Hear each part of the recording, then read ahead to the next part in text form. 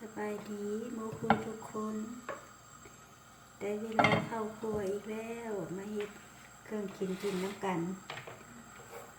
วันนี้เฮ็ดขั่วเส้นร่อนใส่ซีนหมูใส่ผักกะหล่ำ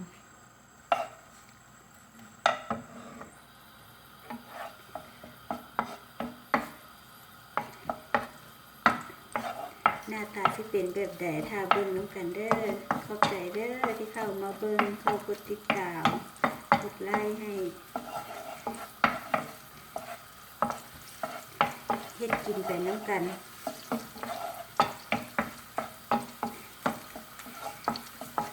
ค่อยเฮ็ดกินกับบ่เก่งเนี่ยเป็นมักเฮ็ด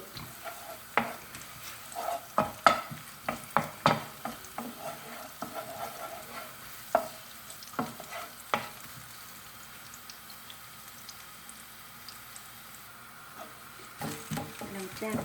เจียวหัวกระเทียมได้ละจะชิ้นหมูมะขั่ว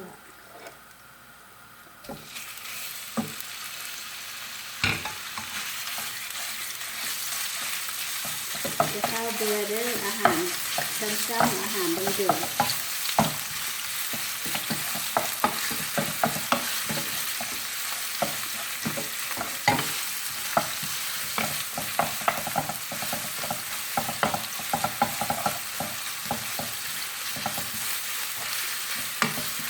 ผู้ใดมี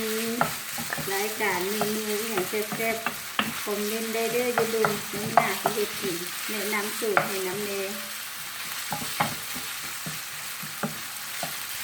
ค่อยมักเฮ็ดกินจัง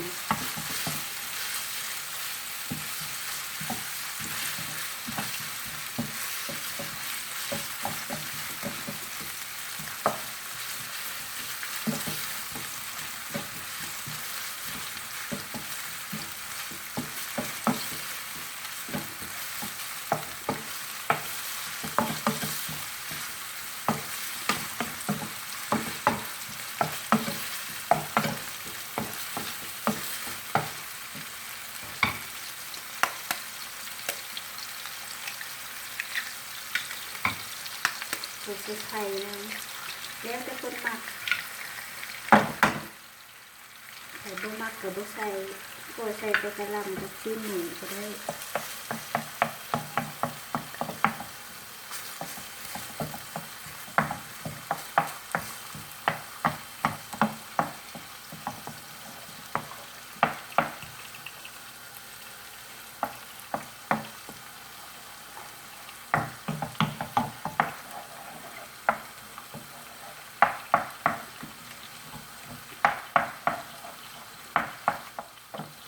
ใส่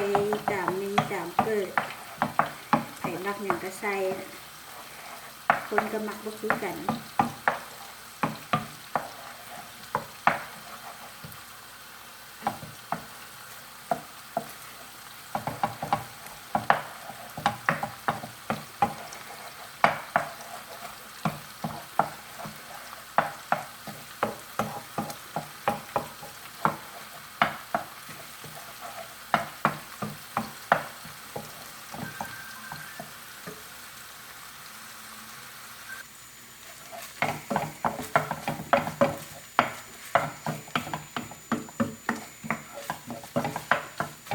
ใส่กับซีนหมูได้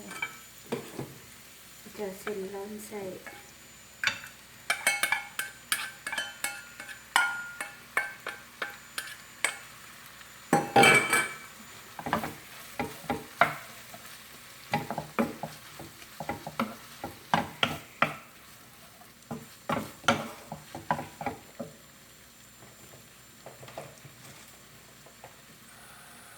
เพื่อเอาผักกะหล่ำในพงเลยให้มันสุกให้มันอ่อนก็ใส่กระลดน้อยนึงให้มันเป็นสีนิดนึงให้มักผักหลายก็ใส่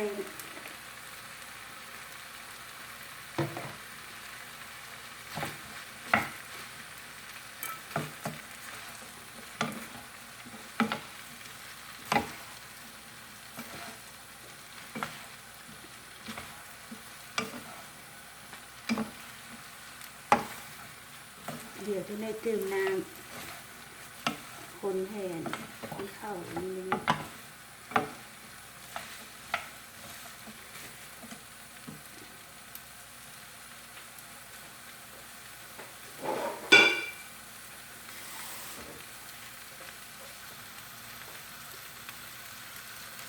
อีกนะเดี๋ยวเป็นชิ้นในเนาะ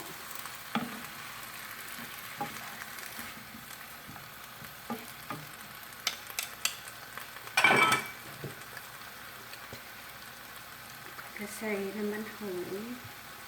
แล้วจะเป็นหนัก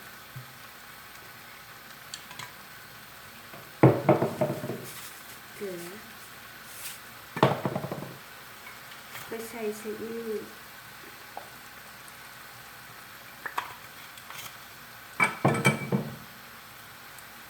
อันนี้ขาดบ่ได้ขนมใส่น้อยหนึ่ง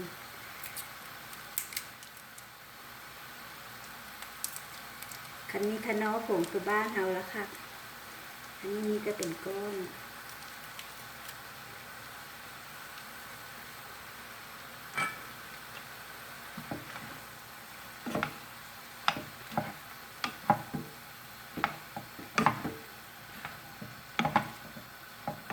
อันนี้ก็สิปะให้มันนั่น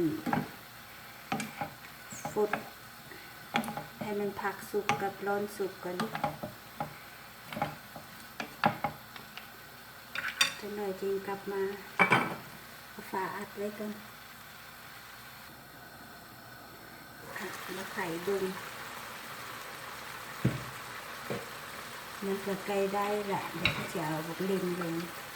ไข่โบมักกับบุใส่บุกลินก็ค่อยมาเอานี่ใส่น้ำให้นี่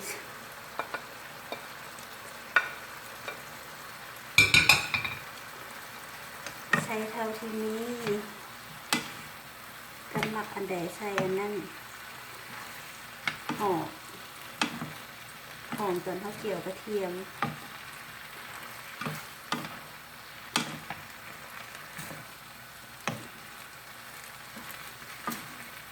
อันที่ว่าแล้วพวกผักกะหล่ำละเมนเนาะกะหล่ำหลาย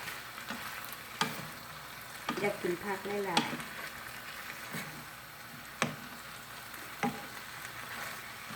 อยากให้บักเล่นสุกน้อยนึง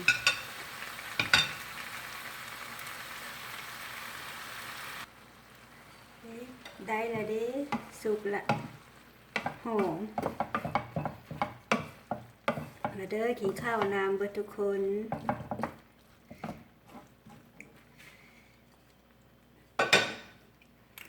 คลิปนี้ก็เบิดซ้ำนี่แหละพบกันใหม่ในคลิปหน้าถ้าใครมากก็กดไลค์กดติดตามให้นี่เด้อขอบใจเด้อเบิดทุกคนเซิร์นแซ่บเด้อบ๊ายบาย